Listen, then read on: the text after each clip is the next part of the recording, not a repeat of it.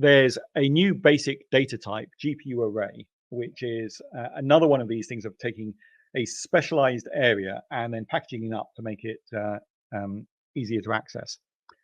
Now, I can't actually show this one live because this broadcast machine in our studio doesn't have a GPU on it. And the whole point of this is to be able to utilize GPU frameworks in a fairly seamless way. So I took these timings on my 2-year-old Mac laptop, which doesn't have much of a GPU on it either. If I had a PC with a big CUDA card, we could expect to see better improvements in performance. But still, you can see the basic mechanism by which it works. I declare an object, GPU array. If I don't have a GPU or that's compatible, this will just fall back to being a good old-fashioned packed array that runs on CPU.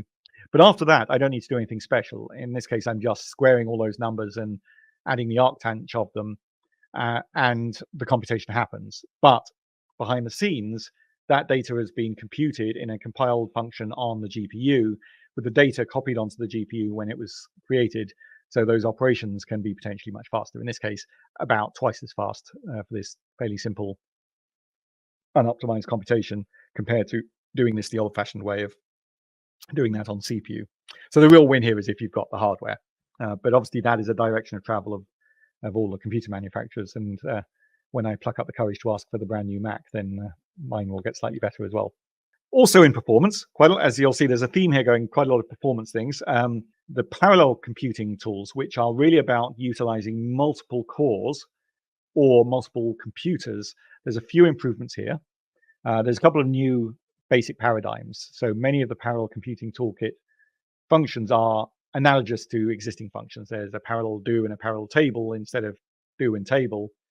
And they split the task up over your worker kernels.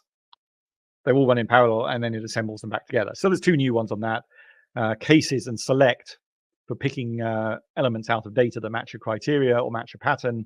Those now have completely parallel equivalents. So I can just say parallel select, give it a bunch of data. That data will be split up over however many CPUs I have available. And then this task will be operated by each one of those machines independently.